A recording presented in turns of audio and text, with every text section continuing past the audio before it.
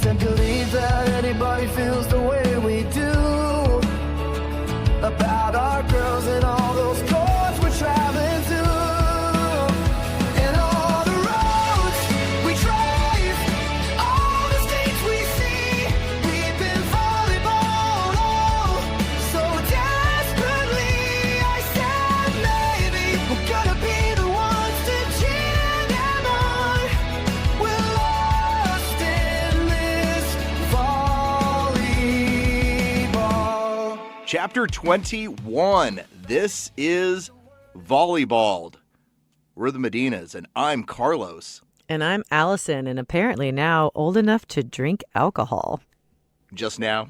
21. You said 21. Oh, now I get it. I'm Yeah. sorry. I'm a little We've slow on the aged- uptake. We've aged into alcohol abuse. It's been a long day. I'm sorry. The longest day. The longest day. So for this episode of Volleyball, we were talking about the stress that's going on. We had our club hopping season conversation last time. We still have, in our case here in Atlanta, SRVA regionals, the last opportunity to get a bid. So we wanted to do an episode that's a feel-good episode. And I think we accomplished that, I hope. Yeah, I mean, I came straight from the very first round of basically tryouts at our youngest daughter's club, where they're coming to observe and watch and take notes and evaluate. And it's the second kid, so you're less stressed, but it's still there because I just can't turn it off. I know exactly what coaches are at the court and who's watching and what she's doing right or wrong, and I hate it. I just want it to go away. I just want, can tryouts be tomorrow and it's over? I don't like tryout season. I did feel very weird because in the past I would grab a chair and I would sit there and I would just torture myself through it of who's watching. Did she get that kill? Did she make that play? This time, I pretty much just stood for about 30 minutes and then said, I'm getting out of here. He left me. I'm not going to beat my mind up over this stuff. So in this episode, in this chapter of Volleyball, we got a chance to catch up with a family friend, a family member, Cam Ennis. And Cam Ennis ended up having a very unique volleyball career. She is a young lady who grew up in San Antonio, Texas, and went through the entire club scenario when San Antonio really wasn't as big of a club-oriented city as it is now. And yet, that led her to playing at the highest levels of collegiate volleyball. The highest of the highest level. You've seen this girl on TV if you've been watching volleyball for the last 5 years, which is really cool. She had her senior year that we'll actually get into the conversation. I'm not going to ruin it for you, but it was in 2022. And to see somebody who took their volleyball career and the opportunity that it presented academically and to now turn it into what she has turned it into, which is it looks like it's going to be a pretty promising career as she's finishing up her academic studies, as she works on another degree. Just a really impressive person that we got a chance to talk to. Yeah, can't wait to share more. Here she is. When you want to talk about a career in volleyball as a youth player, as a high school player, and then as a collegiate player, and all the places that volleyball and that journey can take you, we were put in touch with Cam Ennis. And if you know the name, or you've heard the name, or if you recall going back to 2022 in the Final Four, she was part of that. That's as big as it gets when it came to Pitt volleyball and where volleyball took her. Cam, thank you so much for your time this evening. Yeah, thank you all so much for having me. I'm excited to be here. Cam, where are we talking to you today? Where are you right now? We're in the I am currently in Dallas, Texas, but I'm pursuing a veterinary degree at Tennessee right now for my clinical year, but I'm just home for a couple weeks for some externship opportunities. So I'm in Dallas currently, but living in Tennessee. Very cool. Very cool. So I know that you were kind of raised in Texas and did the Texas volleyball scene. I think I saw somewhere that you started volleyball at 12 years old. So take us way back to little 12-year-old Cam. What got you into the sport? What was it that was like, oh, I want to go play that sport and ruin my parents' social lives for the next 20 years?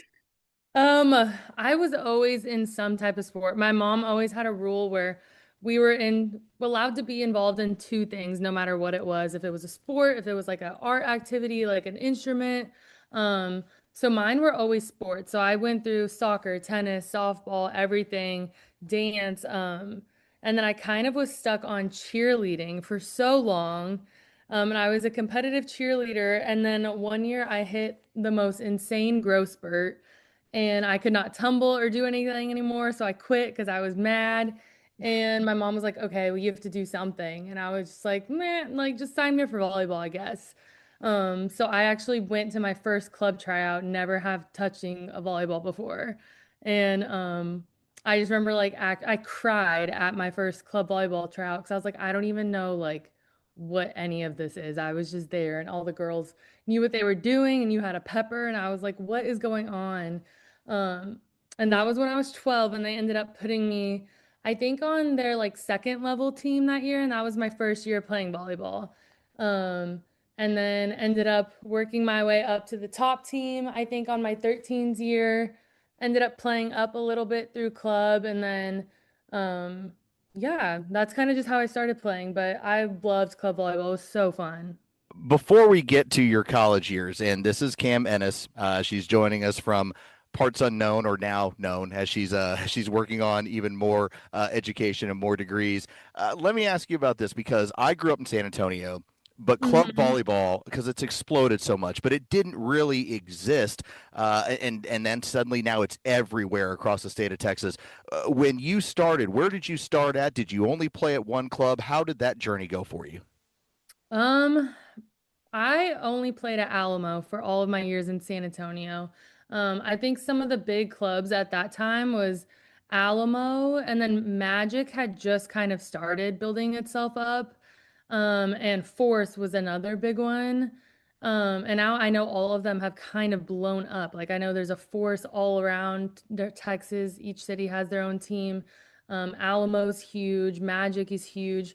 But I think like back when I was playing though, and when I started, um, I feel like all the San Antonio clubs were not that like big or talented, to be honest, until like later on years and like San Antonio sports culture just grew and kind of blew up with as club volleyball blew up.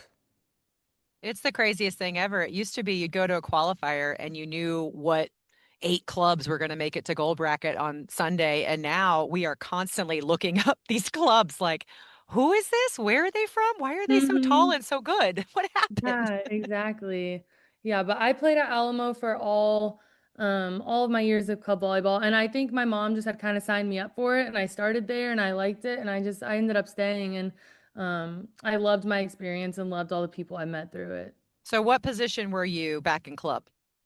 My first ever year of volleyball, I started off as a middle blocker and they randomly one day threw me in and they were like, "Why don't you try to set?" And everyone was like, "That's so strange that a middle blocker would be setting." And then I ended up loving setting, and they kind of stuck with that for a while. So I was a middle blocker setter my first 2 years of volleyball, which is unheard of. And then I got transitioned to the outside. So I was an outside on the left, and then I would set in the back row. For most of my club volleyball experience, that's what I did. Minus like sometimes we ran a 5-1 and I set, but it was mostly like the outside setter combo. Which is unique. There should be a name for that. The outside setter combo is not seen every day, but I love it. Yeah, it was so fun. I loved it as well. Cam Ennis is our guest right here on Volleyball'd. Now, you played at 3 big time programs, and the first one that you were at was Kansas. And I wanted to ask you about, first off, I've been to Kansas twice, and as a San Antonio kid, it was like going to the moon. It was Hmm. completely different than anything I'd experienced when I was playing some college ball. First off, how was that process for you for them to convince a San Antonio girl to come up to Kansas and come to Lawrence and come play volleyball over here and at the time the Big 12? Yeah, I mean, recruiting was crazy in that time because it was also before they changed that rule to where I think now it's your junior year you can get your offers and talk to coaches, if I'm correct. It's actually Um, after your sophomore year of high school on June 15th. Trust me, every parent in our gym knows that rule. Oh yeah. Yeah, back then though, I started recruiting probably in eighth grade. Um, What? it was like end of seventh grade, going into my eighth grade year was the first time people started talking to us and offering us and stuff. So if you think about it, I'm like 13 at that point, 14, going through a recruiting process where I'm figuring out, where my whole life is going to be. So that's pretty intense at that age, but I think I kind of took the other route and I was like, this is so fun. Like, this is cool. And probably at that point in time, I also wasn't looking at the things you should be looking at when you're going to college, like your academics and what you want to be when you grow up. I was just like, this place is cool. The uniforms are cool. The facilities are great, which is a big part of, college athletics. Um, but I think the coaches, Coach Bouchard was there, and Coach Bird, which later ended up being my Texas A&M head coach, was assistant at Kansas during that time. So just talking to them too, I felt really comfortable around them and visiting Kansas, like you said, the atmosphere is insane. Going to basketball games, the volleyball fans at KU were just amazing. Like you think KU basketball fans are in it, like they love KU volleyball the same way they love KU basketball. And that was something I really noticed as a recruit. That's great. I mean, I can't even imagine being that young and having to make those kind of life decisions. I mean, what did you think you wanted your major to be? And then did you just get out the course book and just like pick something randomly once you got there? Or how did you do it in reverse that way? What did you study? Uh, So I always knew I wanted to go into medicine Okay. to some extent. So I started off biomedical sciences at Kansas. Um, and then I later discovered one of my academic advisor for our athletics at KU, which I got super close with him. His name was Cody Smith. He was awesome, but his wife was a vet tech in Kansas, so he allowed me to go shadow their hospital a lot. And that's kind of when I was like, wait, I don't think I want to be a human doctor. I kind of love vet med. And then I started talking to him and I was like, well, I don't know like what really I can do for my prereqs here at Kansas besides medicine stuff. And then I would have to kind of take extra courses on my own time for the pre-vet course. Since they didn't really offer that. And if they did, it was for Kansas State Vet School, which I knew I probably wasn't going to apply there. Um, so then, yeah, I kind of had to alter my schedule a lot, and I was just kind of really confused because at that point I still am like 18, 19, trying to navigate my future academically at that point. Cam Ennis is our guest right here on Volleyball. Well, then let's take it from there. You spend a couple years, in Lawrence. You're playing over at the University of Kansas. You're obviously studying, a very high end level of biology, and now you decide let's go to Texas A&M. Take us through that process. What that because now everyone deals with the transfer portal, but even when we were looking at 2018, 2019, 2020, it hadn't exploded yet. What was that like for you? Yeah, I feel like I hit the transfer portal. It was pretty new when I got into it, from Kansas at least. Um, It was like just now starting to like people were using it and I didn't really know what I was getting myself into at all when I put my name in the portal. I was just like, here we go, here goes nothing. Like I just was ready to take that step and um it's very different than I guess my regular recruiting was because like you said, the transfer portal is blown up. So you put your name in the portal and it's immediately like there's someone hired that is just checking that 24/7. And I did not realize it was like that. Um, so I think within me putting my name in the portal, within like 5, 6 minutes before I even left the office, I was already getting emails Wow. from schools, and that was pretty overwhelming at that time. So I don't know if it's different now, but how did it work back then? Is it a conversation you go to the coaching staff and you say, "Hey, I'm going to do this," or do they find out because they see your name in the transfer portal? I think it depends. Some people do it that way, but I had a great relationship with my KU coaches. Like I respect them very highly. And they always treated me pretty well. So I went in that day. of. And I told them, like, hey, I think it's my best interest academically. And for me personally, I would like to go back home and be closer to my family, and just kind of talk them through that. And they said they were proud of me, and anything I needed in the process, they would help me with. And they very much did that. But then, yeah, I walked straight from their office straight to compliance office. And then you go talk to compliance, tell them you want to put your name in, you sign something, and then they put your name in the portal and your email's out there and your phone number's out there. And you can put if you want to get contacted first, or if you want to only be able to contact other people, I guess to avoid your email getting blowed up or whatever. Cam Ennis is our guest right here on Volleyball. Well, then, how did that time span work? Because you end up going to Texas A&M. You know, now you're another big school, another big conference, another big program. How long did it take to make that decision from the time that you put your name in the portal to decide that I'm heading over to College Station? The portal, like I put my name in December. So I put my name in like mid-year, which was very stressful actually because you get done with your finals. My name just got put in the portal. You're going home. You have the holidays during that time. And then you're also trying to talk to coaches, plan visits when you know school for the spring semester starts like maybe January 10th, 12th usually. So that transition period over Christmas break was very stressful. But when I transferred again the second time over summer break, it was not as stressful. I had a lot more time to gather myself and gather my thoughts and all my belongings and everything. So now you've landed in College Station. What month are you moving in, and how did your first week of practice go?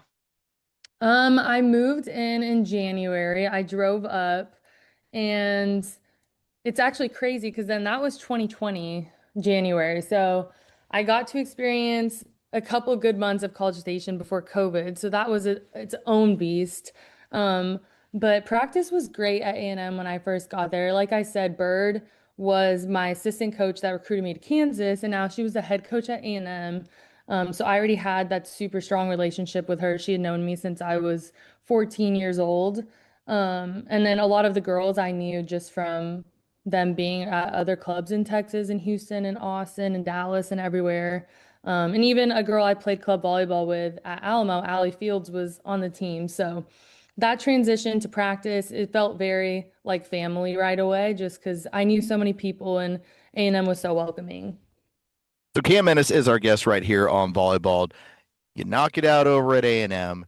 You become a graduate transfer. You've got the extra year. And was it a situation where you had a COVID year, or was it just the grad transfer year that you used for your final year?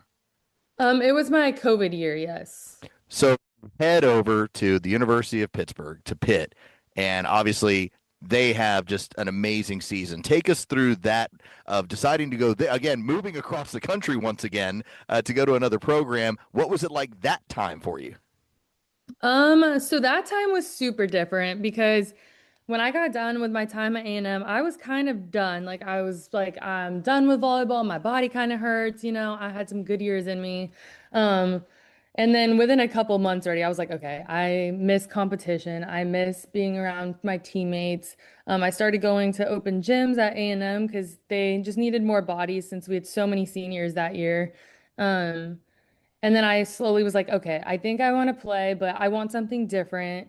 So I originally was going to try to play beach only, and I put my name in for sand, not realizing that when I had originally gone out of high school and got recruited for sand, it was so small, like it had just become a collegiate sport. So when I put my name in this time, I was like, oh yeah, like it'll be so easy. Like I'll figure out where I can go. Like I know some of the people already, I know some contacts. But no, sand volleyball is insane now at the collegiate level. So that was kind of a shocker for me. And then I was like, I want to go somewhere and try to win a national championship at that point in time. And I put my name in and I switched it to indoor and sand. I left my transfer portal open for both.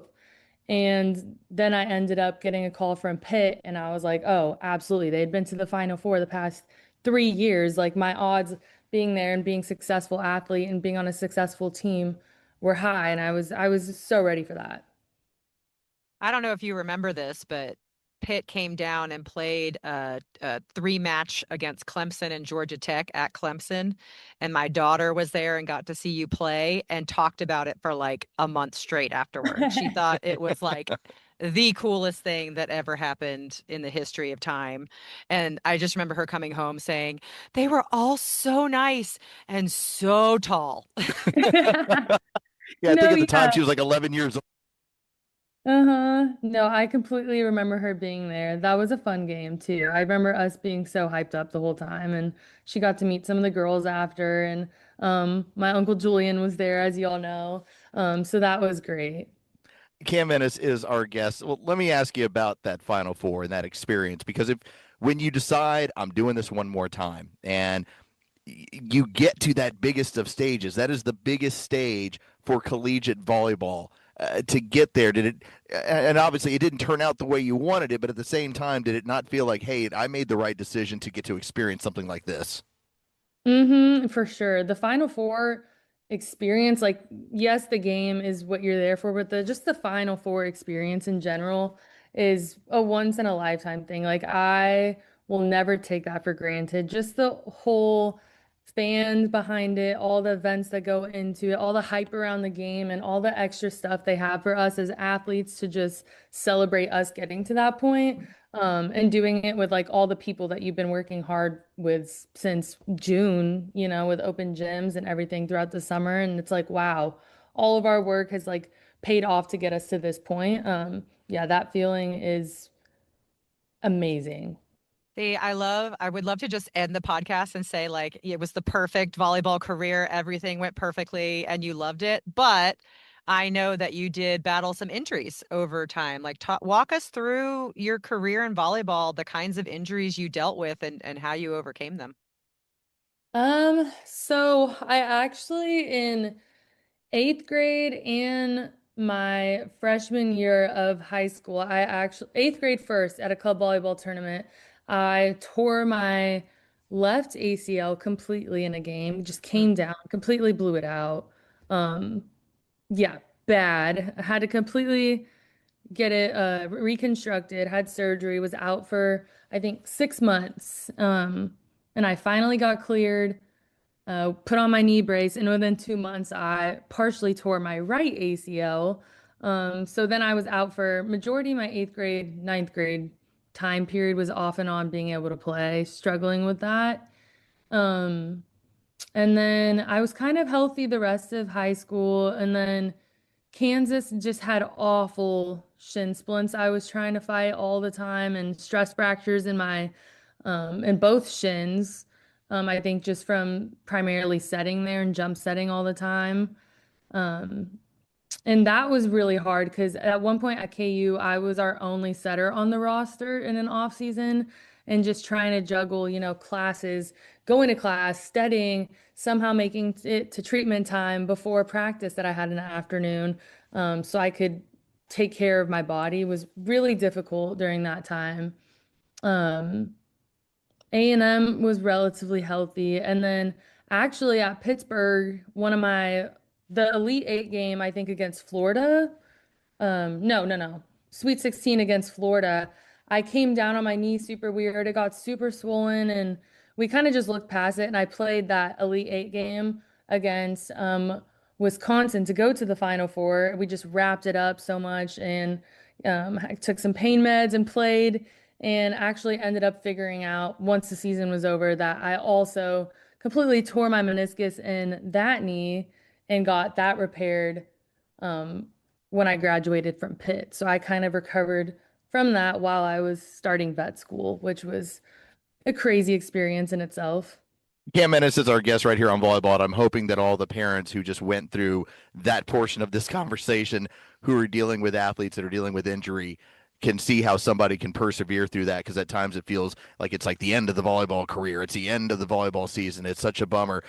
Cam, let me ask you, when it comes to, as we're getting near the end of this thing, when it comes to the young athletes and the parents out there, what is some of the advice that you would give them, especially ones that are involved in club and they're doing the high school game right into club season? They're playing nearly 10 to 11 months out of the year. I think you really got to love it to be involved in it. What else would you tell some of those parents and those young athletes? This sounds so cliche, but seriously enjoy it. Me and my mom talk all the time about how much we miss that time in our lives, because it wasn't just me with my friends, it was her with her friends, and they were doing things before and after our games, and just being around those girls. It's so different than college and pro, just because you grow up with these people. We've known each other forever, and I think just the memories built, and even today I still hang out with a lot of my best friends from club volleyball, and just it's been amazing seeing all the people grow through their different phases of life, and they've seen me go through all my different phases of life. So just really enjoy it. Like, as cliche as it sounds, I miss it, and I still think about it all the time, and I still am around people from club volleyball. So it really is a forever thing for me. Who knows? Maybe we'll see you on a coaching roster sometime in the future. Yeah. Uh-huh. Thank you so much for the time. And like I said, we'll look to hopefully catch up with you down the road. But thank you so much. Of course. Thank you all so much for having me. Oh gosh, this is our future. We're going to be sitting around still telling old war stories from the volleyball court when we're in our 80s, and I don't know if it's sad or exciting. I don't know. Well, and I've never figured it out until probably the last year, when your parents and some of your parents' family friends who had their daughter go through the process and then play at the Division I level, when we're in Orlando, they come to watch our girls play because they missed the scene.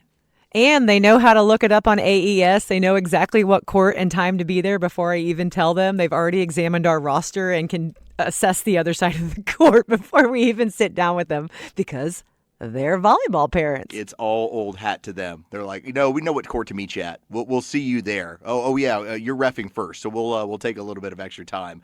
All right, that's going to do it for us for tonight. Take us out. I'm still reeling over the whole injury conversation. I knew she had some injuries, but wow. Can you imagine, as her poor mother and father went through that over and over again, and yet she persevered. So if your kids at home right now are on crutches or in a boot, make them do some sit-ups, because they're coming back. They're coming. Today is gonna be the day that we run out of cash.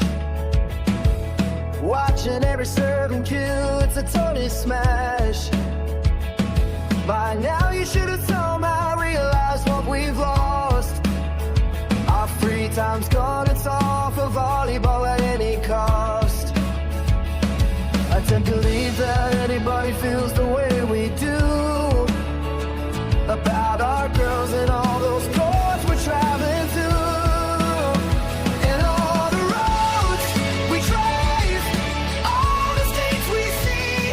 We've been volleyball'd all so desperately.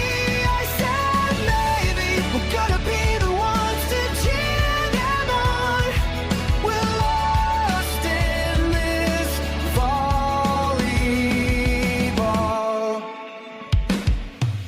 Backbeat, the word is on the street that we're broke again.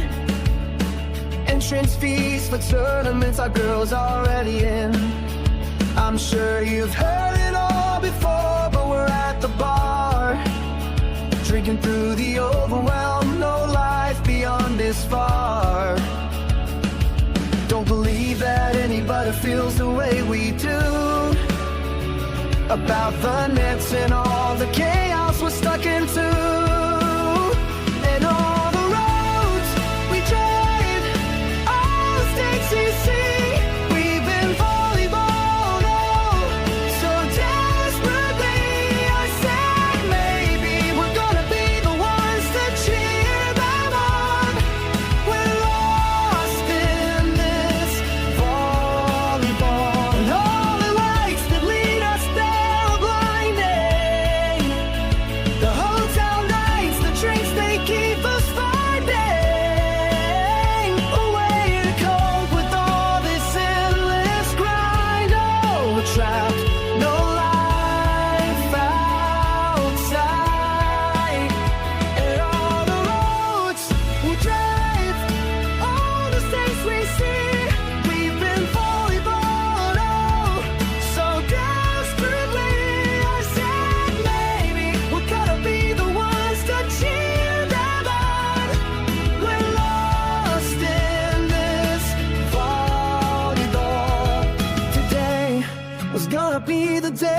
we're still here.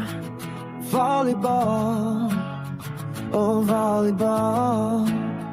I don't believe that anybody